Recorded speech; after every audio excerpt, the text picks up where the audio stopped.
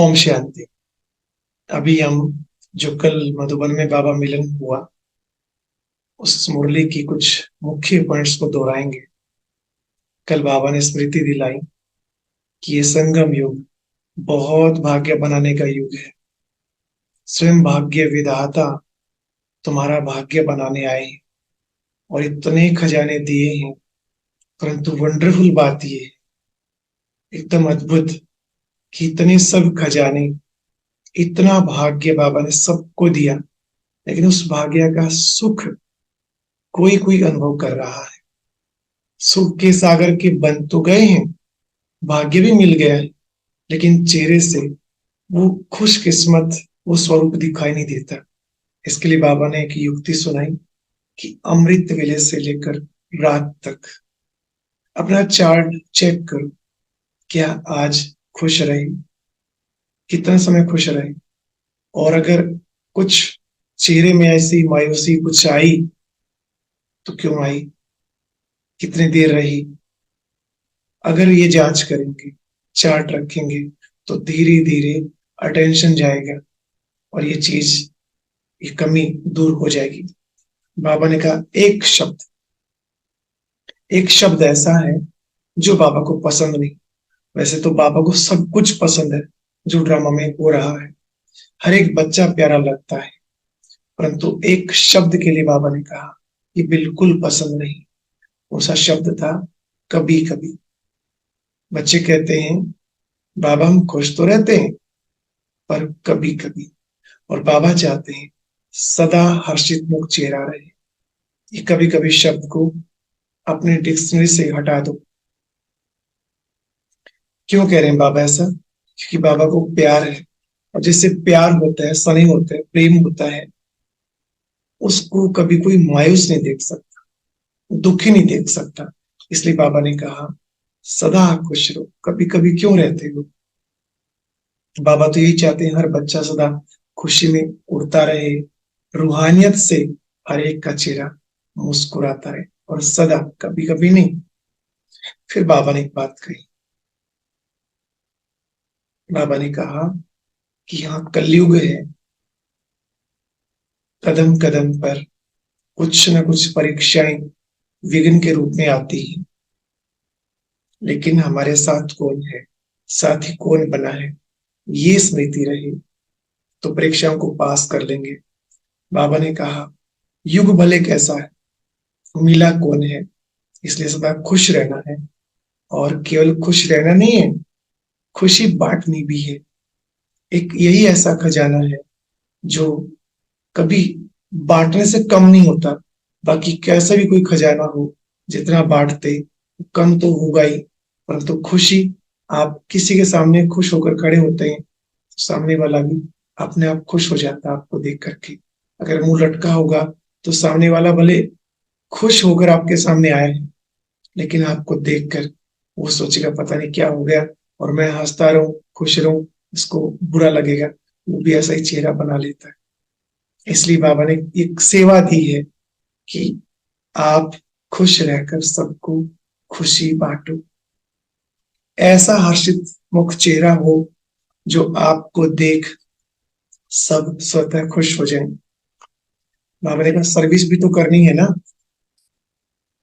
और एक विशेष बात और कही। अक्सर बाबा कहते हैं ब्रह्मा बाप समान बनो, लेकिन उसमें भी विशेष क्या? ब्रह्मा बाप समान, त्याग मोद, तपस्या मोद, और सेवाधारी बनना है। कोई भी कार्य, कुछ भी करने से पहले ये चेक करो, क्या ब्रह्मा बाबा ने ऐसा किया होगा? जो कार्य हम करने जा रहे हैं, हमारे स्थान पर ब्रह्मा बाबा होते, क्या वो करते? और करते भी तो कैसे करते, कैसी अलौकिकता होती। साधारण रूप से तो नहीं कर रहे हम। हर कार्य करने से पहले ये चेकिंग जरूर करो, क्योंकि हमें फॉलो ब्रह्मा बाप करना, बाप समान बनने के लिए ये आवश्यक है। और लास्ट में बाबा ने फिर से वही पाठ पक्का कराया जो मुरली के शुरू में कह रहे थे, सदा खुश रहना है, खुशी कभी नहीं गंवानी। बाबा को अपने सभी बच्चों में निश्चय है, आप देखो, कभी कभी ब्राह्मण बच्चों का निश्चय डामाडोल हो जाता है, कुछ एक का, सबका तो नहीं होता। लेकिन बाबा को लास्ट के बच्चे में भी निश्चय है। क्या निश्चय होगा कि सभी पुरुषार्थी तो है, परंतु कभी कभी पुरुषार्थ में विघ्न आ जाता है। तो कोई ठहर जाता है, कोई घबरा जाता है, कोई मायूस हो जाता है। आज से बाबा कह रहे हैं, सदा खुश रहो, कुछ भी हो जाए बाबा साथ है। और इतना कुछ प्राप्त हुआ है उनकी स्मृति से। अपना चेहरा खुश मिजाज रखो। एक सहज रास्ता बाबा ने बताया खुश रहने का। कभी भी चलते चलते कुछ ऐसी बात सामने आ भी जाए तो क्या करना, कुछ समस्या आ जाती है और हम सहन नहीं कर सकते, सामना भी नहीं कर सकते, तो क्या कर सकते हैं? उस विघ्न को, समस्या को, उस बात को बाप को दे दो। बाबा ने पूछा, देना तो आता है ना, या सिर्फ लेना ही आता है बाबा से? देना भी है और बाबा से लेना भी है। देना क्या है? जो भी खोट है, जो भी कमी कमजोरियां हैं, वो सब कुछ बाबा को दे दो और बाबा से 21 जन्मों का वर्षा ले लो। आज साकार मुरली में भी आया ना कि भक्ति मार्ग में इनडायरेक्ट करते आए और लेते आए, हद का ही वर्षा मिलता है। लेकिन अभी बेहद का बाप डायरेक्ट आए हैं, डायरेक्ट बेहद का वर्षा दे रहे हैं, 21 जन्मों का। तो इसमें इसमें कंजूसी नहीं, थोड़े में खुश नहीं होना, पूरा वर्षा लेना है। तो पूरा श्रीमत पर चलना है। ये पाठ पक्का कर लो। लास्ट बाबा ने होमवर्क दिया, ये पाठ पक्का कर लो कि बाबा और मैं सदा कंबाइंड हैं, कभी अलग हो ही नहीं सकते। और ये तो है कि जहां बाप है वहां पाप हो ही नहीं सकता, और पाप नहीं होगा तो सजा कैसी, मायूसी कैसी? तो बाप और मैं सदा कंबाइंड हैं, कंबाइंड रहेंगे। ये लेसन पक्का करना है। और अभी ये बात आप सबको याद तो हो गई होंगी, फिर से रिवाइज कराने के लिए हमारे बीच आज नीतू बहन है। वो सिर्फ 2 मिनट में फिर से ये सारी बातें दोहराएंगे। जी भाई, जी। आप सभी को भी ओम शांति। बाप दादा ने कल पहला जो मुख्य पॉइंट बताया था वो था कि अमृत बेले सदा अपने भाग्य को देखो। जैसे बहुत लोगों को नहीं समझ आता कि अमृत बेले क्या करना है, बस ड्यूटी के हिसाब से उठ जाते हैं। तो बाप दादा ने बोला कि सबसे पहले अपने भाग्य को देखो और ये हमेशा याद रखो कि भाग्य सदा सर्वश्रेष्ठ है और सदा रहेगा। दूसरा पॉइंट था, सदा खुशी का खुमार छाया होना चाहिए। बाप दादा ने बोला कि सदा खुशी का खुमार छाया होना चाहिए और ऐसे खुशमिजाज बनकर रहना है कि आपका चेहरा देख दूसरे का भी चेहरा बदल जाए, मतलब उनके भी फेस पे स्माइल आ जाए। और जैसे हम कोई वस्तु बांटते हैं तो वो कम होता है, लेकिन खुशी बांटने से खुशी दुगनी होती है, बढ़ती जाती है। और बाप दादा ने बोला कि हर बच्चा खुशी में उड़ता रहे और रूहानी यात्रा करता रहे। बाप दादा को भी अकेले अच्छा नहीं लगता है, तो बाप दादा का हाथ कभी छोड़ना नहीं है। बाप दादा ने ये वादा भी कराया था सबसे कि बाप दादा का हाथ हम कभी नहीं छोड़ेंगे। पांचवा पॉइंट था, बाप दादा ने इसमें कलयुग का अर्थ बताया कि कलयुग मतलब होता है कलह कलेश।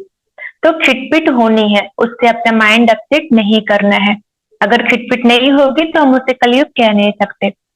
तो बातों में नहीं आना है, बातों को परिवर्तन कर देना है। मतलब कोई भी बात ऐसी जो माइंड के स्टेट को खराब कर सकती है तो उसे अच्छे शब्द, संकल्प और विचार से रिप्लेस कर देना है।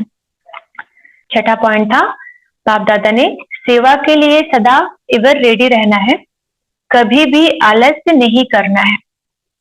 और ये याद रखना है कि भगवान और भाग्य ये हमेशा कल्याणकारी हैं, तो चेहरा हमेशा हर्षित रहेगा।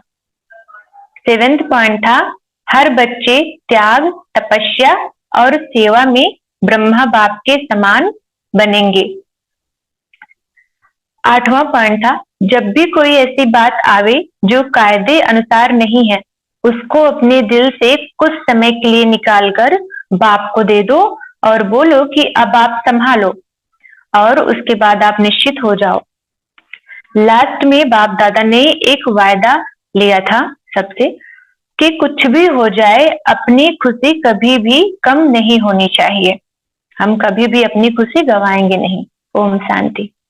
और अब यह एक बहुत अच्छी वीडियो भी जरूर देखें।